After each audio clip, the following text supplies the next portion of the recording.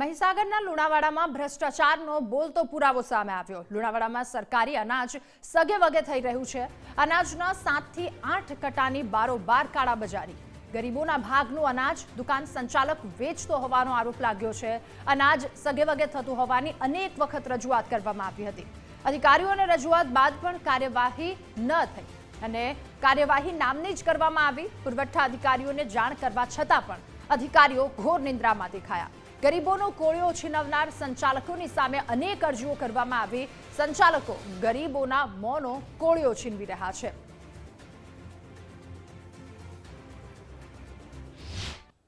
મહીસાગર જિલ્લામાં જે સસ્તા અનાજની જે દુકાનો છે તે દુકાનદારો જે છે તે પોતાના ખિસ્સા ભરવા માટે જે ગરીબોના હકનું અનાજ છે તે બારોબાર વેચી રહ્યા છે। અને કહી શકાય કે જે ગરીબોના હકનું જે અનાજ આવે છે, ગરીબોનો જે મોંનો કોળિયો છે તે આ જે દુકાનદારો છે તે છીનવી રહ્યા છે।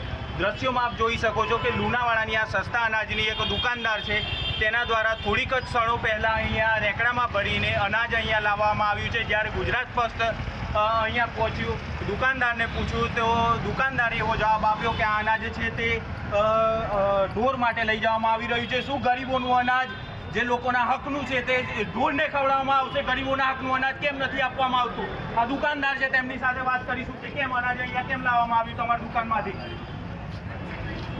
તો અહીંયા કેમ મૂકવામાં આવ્યું? અરે પણ ગરીબોના હકનું અનાજ છે તો તમે તમારા રીતે તમારા ખિસ્સા કેમ ભરી રહ્યા છો? અરે આપવાનું હતું તો અહીંયા કેમ લાવવામાં આવ્યું અનાજ? ગરીબોના હકનું અનાજ છે, સરકાર ગરીબોને આપે છે, તો તમે તમારા ખિસ્સા ભરવા માટે કેમ આ રીતના કામગીરી કરી રહ્યા છો? અગાઉ પણ આપણી દુકાનમાં ચેકિંગ હાથ ધરવામાં આવી હતી। 1 થી 60 દિવસનો પરવાનો રદ કરવામાં આવ્યો હતો। કોઈ પણ જવાબ નથી એમની પાસે બોલવા માટે અને કહી શકાય કે બાનાબાજી કરી રહ્યા છે। કહી શકાય કે આ જ દુકાનનો પરવાનો 1 થી 60 દિવસ માટે રદ કરવામાં આવ્યો હતો, છતાં પણ જે આ દુકાનદાર છે, દુકાનદાર સુધરી નથી રહ્યા અને ગરીબોનો મોંનો કોળિયો છીનવી રહ્યા છે અને પોતાના ખિસ્સા ભરી રહ્યા છે। ત્યારે હવે અધિકારીઓ દ્વારા, તંત્ર દ્વારા આ દુકાનદાર પર કેવી કાર્યવાહી કરવામાં આવે છે તે જોવી રહ્યું।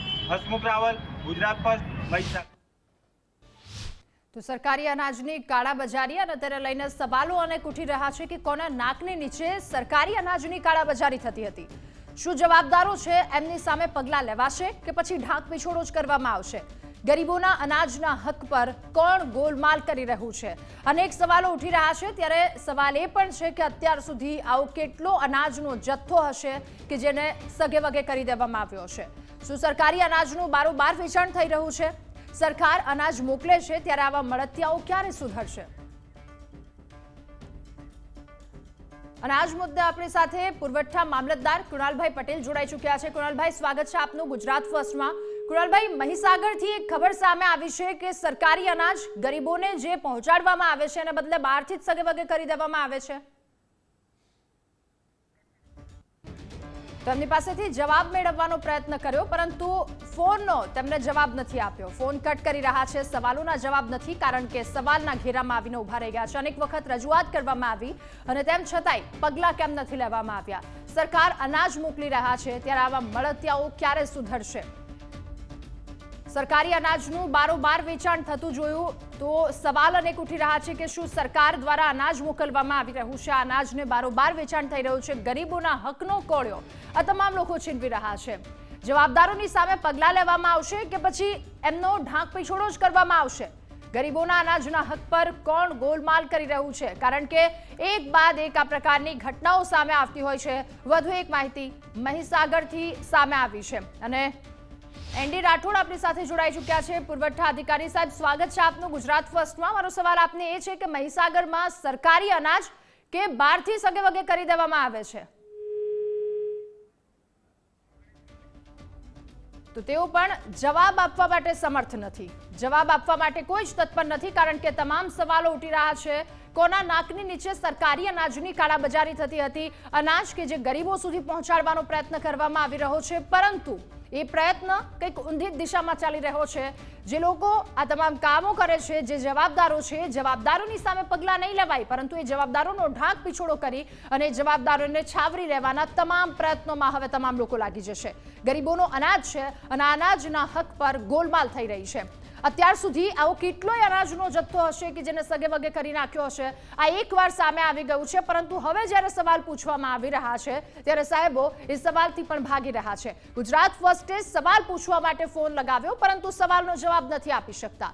શું સરકારી અનાજનું બારોબાર વેચાણ થઈ રહ્યું છે અને થઈ રહ્યું છે તો કેટલા સમયથી આ કારોબાર ચલાવતા હતા? કોની કોની સંડોવણી છે? અનેક સવાલો ઉઠી રહ્યા છે। મહીસાગરની આ ઘટના કે મહીસાગરમાં સરકારી અનાજ બહારથી સગે વગે કરવામાં આવતું હતું અને અધિકારીઓને એવું નથી કે રજૂઆત નથી કરવામાં આવી, રજૂઆતો કરવામાં આવી, પરંતુ કાર્યવાહી માત્ર ને માત્ર નામની કરવામાં આવી રહી છે। પુરવઠા અધિકારીને જાણ કરી, પરંતુ પુરવઠા અધિકારીઓ તો ઘોર નિંદ્રામાં છે। જે પ્રકારે ગુજરાત ફર્સ્ટે હમણાં 2 વખત ફોન લગાવ્યા, પરંતુ અધિકારીઓ પાસે જવાબ નથી। ગરીબોનો કોળિયો છીનવનાર સંચાલકની સામે અનેક અરજીઓ કરવામાં આવી, કાર્યવાહી કરીશું, પરંતુ કાર્યવાહીના નામે ઝીરો અત્યારે ચાલી રહ્યું છે। સંચાલકો ગરીબોના મોંનો કોળિયો છીનવી રહ્યા છે। આ દ્રશ્યો આપ મહીસાગરના જોઈ રહ્યા છો। સરકારી જનતા અનાજનો જથ્થો બારોબાર કરવામાં આવે છે। પુરવઠા અધિકારી આપણી સાથે જોડાઈ ચૂક્યા છે, એનડી રાઠોડ સાહેબ, સ્વાગત છે આપનું। સાહેબ, મારો સવાલ આપને એ છે કે મહીસાગરમાં સરકારી અનાજનો જથ્થો બારોબાર સગે વગે કરી દેવામાં આવે છે। હવે છે ને એ ઘટના જે છે તે નાયબ મામલતદાર અને મામલતદારશ્રી બંને ત્યાં સ્થળ પર હાજર છે અને મને રિપોર્ટ કરશે અને રિપોર્ટ આવે બાદ જ હું આપના ઉપર પ્રતિક્રિયા આપી શકીશ। તમારા પુરવઠા મામલતદાર તો ફોન સ્વિચ ઓફ કરીને બેઠા છે। અમે તેમને પણ ફોન કર્યો, એ ત્યાં જ છે, ત્યાં સ્થળ ઉપર જ છે। મારે હમણાં જ એમની જોડે વાત થઈ છે, બરાબર।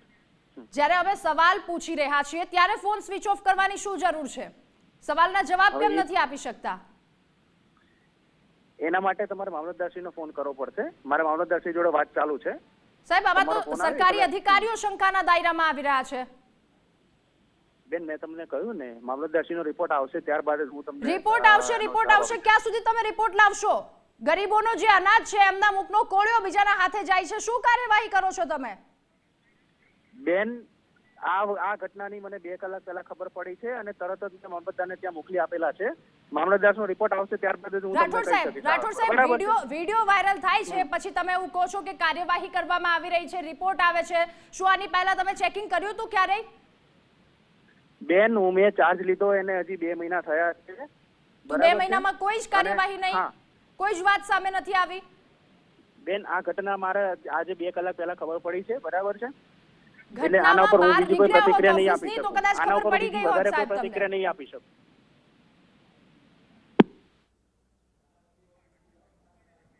તો એનબી રાઠોડ સાહેબ કે જેમની પાસે સવાલ માંગ્યા, સવાલ છાવરતા જવાબ આપી ન શક્યા, પરંતુ એનબી રાઠોડ સાહેબે એવું કીધું કે હજુ જોઈન કર્યું એને માત્ર 2 જ મહિના થઈ ગયા છે। તો 2 મહિના સુધી શું તમને ઓફિસમાં આરામ કરવા માટેનું કઈ વસ્તુ આપે છે?